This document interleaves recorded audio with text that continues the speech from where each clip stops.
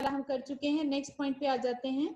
Some enzymes are intracellular और endo enzymes, मतलब वो एंजाइम जो सेल के अंदर वर्क करते हैं, सेल के अंदर ही रहेंगे, वहीं पे वर्क करेंगे, उनको हम कहते हैं इंट्रासेलुलर और endoenzyme. For example respiratory enzymes of mitochondria, but some are extracellular, मतलब जो माइटोकॉन्ड्रिया के अंदर हैं एंजाइम्स, वो कहाँ पे हैं, एक्चुअली में सेल के अंदर ही रह के, क्योंकि माइटोकॉन्ड्रिया कहाँ है, सेल के अंदर ही है, तो सेल के अंदर रह के ही जो एंजाइम वर्क करे तो उसको हम कहते हैं एंडो एंजाइम और इंट्रासेलुलर एंजाइम। लेकिन कुछ एंजाइम होते हैं एक्स्ट्रा सेलुलर एंजाइम, जो कि सेल के बाहर वर्क करते हैं, या उनको एक्सो एंजाइम्स भी कहते हैं। तो आपके जितने भी डाइजेस्टिव ग्लैंड्स या सलाइवरी ग्लैंड्स या पेनक्रियाज, इनके जो एंजाइम्स हैं दीज आर एक्स्ट्रा सेलुलर, क्योंकि जो इन ग्लैंड्स की सेल्स वो इनको सिक्रीट करती हैं, फिर ये किसी जूस के थ्रू आउटसाइड द सेल आते हैं और हमारे डाइजेस्टिव सिस्टम में आकर ये वर्क करते हैं। तो इनको हम कहते हैं एक्स्ट्रा सेलुलर और एक्सो एंजाइम्स। तो हमारी बॉडी में जो है, अगर हम बात करें तो दोनों तरह के ही जो एंजाइम्स हैं वो प्रेजेंट होते हैं।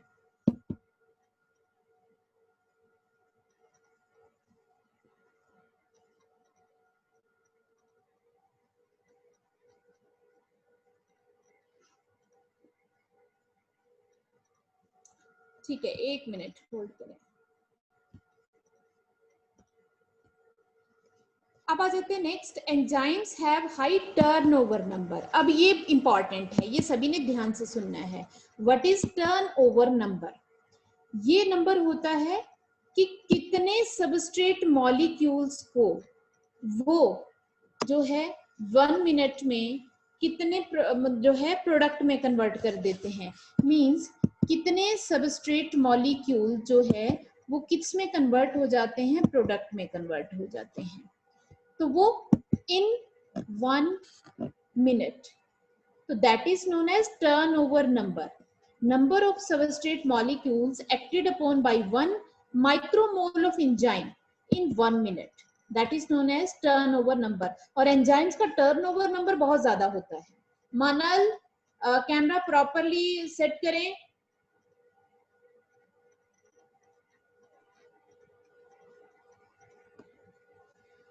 ठीक है, और इसको हम क्या बोलते हैं, केटल नंबर। अब यहाँ पे मैं आपको बताती हूँ 5 मिलियन फॉर कैटालेज। कैटालेज जो एंजाइम है वो 1 मिनट में 5 मिलियन सबस्ट्रेट को प्रोडक्ट में कन्वर्ट कर देता है 1 मिनट में। आप अज्यूम कर सकते हैं कितना ज्यादा टर्नओवर नंबर है। यहाँ पे आगे देखें, यूरिएज 18 मिलियन टर्नओवर नंबर है। 18 मिलियन को 1 मिनट के अंदर सबस्ट्रेट को प्रोडक्ट में कन्वर्ट कर देता है। और सबसे ज्यादा हमारी बॉडी में सबसे ज्यादा टर्नओवर नंबर होता है कार्बोनिक एनहाइड्रेज का। अब मैं बताती हूँ ये कहाँ प्रेजेंट होता है। ठीक है, इसका होता है 36 million in 1 minute, fastest enzyme.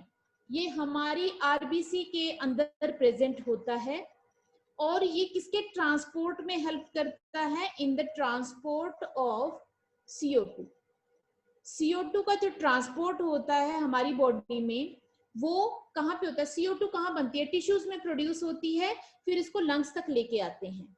तो वहां पे जो वर्क करता है इसके कन्वर्शन में, CO2 को कार्बोनिक एसिड में कन्वर्ट करना, वो काम होता है कार्बोनिक एनहाइड्रेज का बहुत। और अगर हम ये माने कि ये प्रेजेंट ना हो, देखो आपको लग रहा है बहुत अच्छा टर्नओवर नंबर है, अब मैं इसको एग्जैक्टली बताती हूँ कि अगर आप अज्यूम करें कि कार्बोनिक एनहाइड्रेज प्रेजेंट नहीं है तो इस रिएक्शन को कितना टाइम लगेगा। हम वहां एंजाइम नहीं रखेंगे, बिना एंजाइम से काम हो जाता है, it will take time. But यहाँ पे कितना लगेगा, थाउजेंड्स ऑफ ईयर्स, थाउजेंड्स और मिलियंस ऑफ ईयर्स। एक सबस्ट्रेट को कन्वर्ट होने में इतना टाइम लग जाएगा। तो दैट इज टर्नओवर नंबर। अब आ जाते हैं नेक्स्ट पॉइंट पे, in metabolic pathways enzyme act in specific sequence. जो एंजाइम होते हैं जब भी हमारे अंदर, जैसे हम ये बोलेंगे कि आप लोगों ने सभी ने पढ़ा होगा कि जब रेस्पिरेशन होता है। व्हाट इज रेस्पिरेशन, पहले आपसे पूछ ही लेती हूँ, क्योंकि मैं काफी कुछ अज्यूम करके चलती हूँ, ऐसा नॉर्मली होता नहीं है। अच्छा, किस किस रेस्पिरेशन की डेफिनेशन आती है? थंब का साइन दे मुझे जल्दी से। जानवी बताएगी आज, तो मैं पूछ ही लेती हूँ उससे। जानवी, रेस्पिरेशन क्या है बेटा?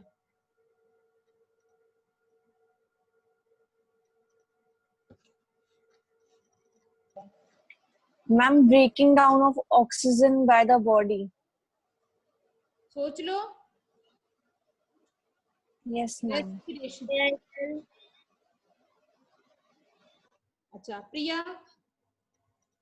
Ma'am, taking out of oxygen for the breakdown of food in the body. अच्छा, और कोई डेफिनेशन देना चाहता है रेस्पिरेशन की?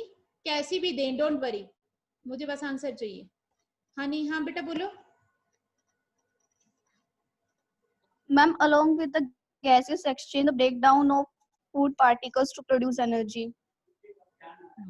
और कोई बच्चा बोलना चाहता है? अच्छा चलो, respiration is breakdown of food to release energy. Basically breakdown of food, your food is glucose, mainly glucose. Breakdown of food to release energy, but it is done with the help of oxygen. Oxygen की help से glucose का breakdown करना ताकि energy release हो, that will be trapped in the form of ATP. ATP की form में वो trap हो जाती है। तो जो ये एंजाइम्स हैं, अब आपने 10th क्लास में एक चीज पढ़ी होगी कि जब ग्लूकोज का ब्रेकडाउन होता है क्या बनता है? अच्छा ये तो पता होगा, ग्लूकोज का ब्रेकडाउन होगा तो क्या फॉर्म होगा? Pyruvic acid. क्या होगा कोमल? Pyruvic acid. और कुछ? ठीक है सही बोल रहे हो, ऐसे मत वो करो, कोई बात नहीं। अच्छा सुनो, हम सिंपल इक्वेशन लिखते हैं, C6H12O6 plus O2 give rise to CO2 plus water and energy। ये इक्वेशन आप सभी ने लिखी है, लेकिन आपको वहां पे बताया जाता है this is not a single step process. एक स्टेप में ही ग्लूकोज के टूटने के बाद CO2, वाटर और एनर्जी की फॉर्मेशन नहीं होती है, it is a multi step process. तो मल्टी स्टेप प्रोसेस में हम उसमें पढ़ते हैं कि पहले तो glucose in a multiple reactions pyruvic acid में कन्वर्ट होता है, that is known as glycolysis. First step is glycolysis which takes place in the cytoplasm of the cell. In the next step, pyruvic acid will be converted into the CO2, water and energy. That is also a multi-step process. तो वो दूसरा step है, Krebs cycle होता है, mitochondria के अंदर होता है। In case of aerobic organism, anaerobe में तो लैक्टिक एसिड वगैरह, सॉरी एथेनॉल वगैरह अल्कोहल बन जाता है उसमें, ठीक है। तो ये वाला होता है वहां पे। तो इट मींस एंजाइम एक स्पेसिफिक वे में काम करते हैं। पहले ये एंजाइम्स को कन्वर्ट करेगा, फिर दूसरा एंजाइम एक्टिव होगा, फिर वो करेगा, फिर तीसरा एंजाइम एक्टिव। अच्छा, इसका बहुत अच्छा एग्जांपल देती हूँ आपको। आपने डाइजेस्टिव सिस्टम सभी ने पढ़ा होगा, उसमें आपने एक रिएक्शन पढ़ा होगा, किसका है वो, ट्रिप्सिनोजन, काइमोट्रिप्सिनोजन, ये वाला। एक एंजाइम दूसरे को एक्टिव करेगा, फिर वो तीसरे को एक्टिव करेगा, फिर वो आगे डाइजेशन प्रोसीड करेगा। तो it means they work in a specific manner. पहले एक एंजाइम एक्टिव होगा, ट्रिप्सिनोजन इनटू ट्रिप्सिन। कौन कन्वर्ट करता है? अच्छा चलो, थोड़ी सी मैं भूल गई हूँ डाइजेशन वाला पार्ट, मैंने पढ़ाया नहीं 2 साल से। ट्रिप्सिनोजन को ट्रिप्सिन में कौन सा एंजाइम कन्वर्ट करता है?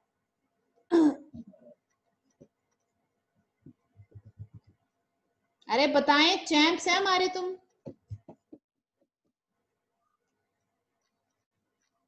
सन्न हो जाते हैं ये बच्चे। अच्छा, ये पढ़ा है इतना तो हम ही भर दें कि हमने डाइजेशन पूरी पढ़ी है। Ma'am, enteropeptidase. कौन है ये? मैम, मैं कौन हूँ यहाँ पे? शिवानी जायसवाल है ये। अच्छा, मैं ये कह रही हूँ कि आप लोगों को पढ़ाया गया था, इसकी तो हम ही भर दें। देखो, ये भी डरते डरते कहेंगे कि जैसे कि मैम से मैं पूछ ही नहीं सकती। भाई आपने पढ़ा था डाइजेशन, उसमें क्या था कि एंटीरोकाइनेज जिसको हम कहते हैं एंटीरोपेप्टाइडेज, वो एक्टिव करता है ट्रिप्सिनोजन इनटू ट्रिप्सिन, फिर ट्रिप्सिन काइमोट्रिप्सिन को करता है, ये एक चेन रिएक्शन चलता है पूरा। तो ये एक सीक्वेंस और एक ऑर्डरली मैनर में ये सारे के सारे काम करते हैं। ठीक है, हम इसके पॉइंट्स कंप्लीट कर लेते हैं। अच्छा, कहाँ पे पहुंचे थे हम भाई? इन अ स्पेसिफिक सीक्वेंस, और लास्ट यहाँ पे है enzyme catalyse reversible reactions. Enzyme उन रिएक्शंस को कैटालाइज करते हैं विच आर रिवर्सिबल। ठीक है, आगे कंटिन्यू करते हैं।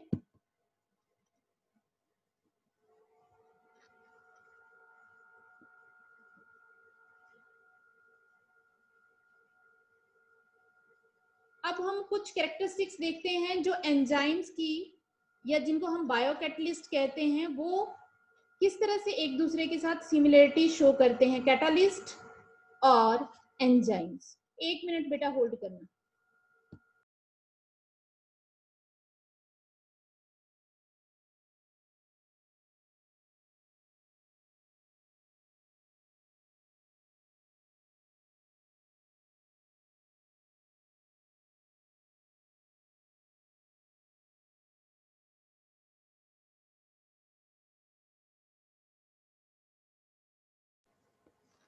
हाँ बेटा, तो अब हम कर रहे हैं कि कैटालिस्ट और एंजाइम्स में क्या क्या सिमिलरिटीज होती हैं। कैटालिस्ट आपने पढ़ा है, जो आप लैब में जितने भी आप रिएक्शंस हम करते हैं, जितने भी हम केमिकल रिएक्शन या लैब में जो भी एक्सपेरिमेंट्स होते हैं, उनमें हम कैटालिस्ट का यूज करते हैं, और हमारी बॉडी में एंजाइम्स यूज होते हैं। तो दोनों में क्या सिमिलरिटी है और क्या डिफरेंसेस है, आज हम करेंगे सिमिलरिटीज।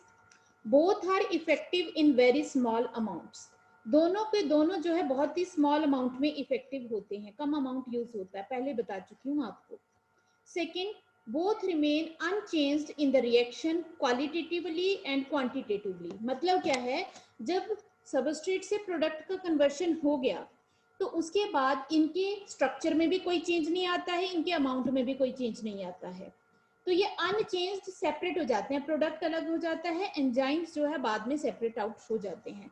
तो क्वालिटी में भी कोई फर्क नहीं आएगा, मेन उनके स्ट्रक्चर में भी कोई चेंज नहीं आएगा ड्यूरिंग द केमिकल रिएक्शन, और उनकी क्वांटिटी में भी कोई चेंज नहीं आएगा। ठीक है, नेक्स्ट पॉइंट पे आते हैं। Both ordinary have no effect on equilibrium of reversible chemical reaction. They merely speed up reaction until it reaches equilibrium. ये कहते हैं ये रिवर्सिबल रिएक्शन के जो ज्यादा इफेक्ट नहीं डालते हैं, बट ये सिर्फ उस प्रोसेस को स्पीड अप कर रहे हैं। आप इतना याद रखें, कुछ नहीं कर रहे हैं, ये सिर्फ स्पीड अप कर रहे हैं। अब यहाँ पे एक वर्ड आपको समझ नहीं आ रहा होगा, व्हाट इज इक्विलिब्रियम। इक्विलिब्रियम होता है कि जब मैक्सिमम सबस्ट्रेट जो है प्रोडक्ट्स में कन्वर्ट हो जाएं with the help of enzyme, that reaches equilibrium. They simply increase the rate of chemical or biochemical reactions by lowering the value of activation energy. मैं आपको अभी अभी ये बता चुकी हूँ कि ये सिर्फ एक्टिवेशन एनर्जी को लोअर करते हैं, ठीक है, और ताकि वो केमिकल रिएक्शन फास्टली हो पाए। It is important to note that they do not initiate the reaction. ये बात आप सभी ने ध्यान रखनी है, कोई भी एंजाइम रिएक्शन को स्टार्ट नहीं करेगा, जो स्टार्ट हुआ है उसको स्पीड अप करेगा, या उसकी एनर्जी स्टार्ट होने की एनर्जी को कम कर देगा और उसको फास्ट करेगा, लेकिन स्टार्ट नहीं करता है एंजाइम रिएक्शन को। ये बात ध्यान देने वाली है, काफी बार आता है एग्जाम्स में। ठीक है, नेक्स्ट पे आ जाते हैं। These form short lived complexes with substrate molecules. ये सबस्ट्रेट के साथ ज्वाइन करते हैं और थोड़ी देर के लिए ज्वाइन करते हैं, जब तक प्रोडक्ट ना बने, उसके बाद ये उससे सेपरेट हो जाते हैं। बस मैं एक लास्ट एक छोटा सा डायग्राम बनाती हूँ, it will take a minute. ठीक है, होल्ड करना है सभी ने 1 मिनट के लिए। थोड़ा सा इसे बनाने में इशू आएगा, स्टाइलस वर्क नहीं करता इसके ऊपर।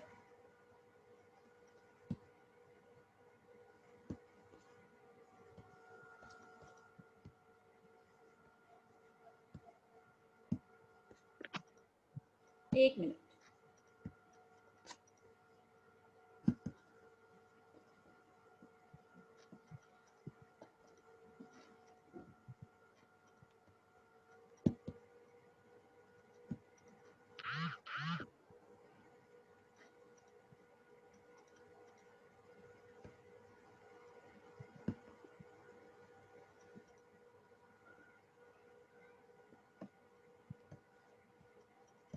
ये एंजाइम है और ये 2 सबस्ट्रेट मॉलिक्यूल हैं जिनको ज्वाइन करके हमने प्रोडक्ट बनाना है, ठीक है। यहाँ पे एंजाइम की एक्टिव साइट है जो इसके अकॉर्डिंग होगी, ये यहाँ पे ज्वाइन करेगा, ये यहाँ पे ज्वाइन करेगा, और इसकी वजह से क्या होगा, ये दोनों बहुत क्लोज आ जाएंगे। क्लोज आएंगे तो इनके बीच में बॉन्ड्स की फॉर्मेशन होगी और अल्टीमेटली ये इसके साथ एंजाइम के लिए थोड़ी देर के लिए एंजाइम के साथ ज्वाइन करके न्यू बॉन्ड्स की फॉर्मेशन करेंगे और अल्टीमेटली क्या हो जाएगा, एक प्रोडक्ट बनेगा। किस तरह का प्रोडक्ट बनेगा, ऐसे, ये शेप बता देती हूँ आपको, इस तरह का प्रोडक्ट। ये 2 थे, एंजाइम ने अपनी एक्टिव साइट के अकॉर्डिंग इनको क्लोज लाया और अल्टीमेटली इनके बीच में बॉन्ड्स बन गए और ये बन गया प्रोडक्ट, और एंजाइम बाद में इससे सेपरेट हो जाता है, ठीक है। तो शॉर्ट लिव्ड कॉम्प्लेक्स बनता है इनके बीच में।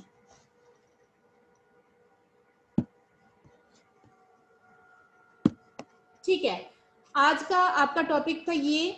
आपको इसमें कोई भी अगर डाउट रहता है तो आप बता सकते हैं, आप व्हाट्सएप कर सकते हैं। ये वाले नोट्स भी मैं आपको आज सेंड कर दूंगी ताकि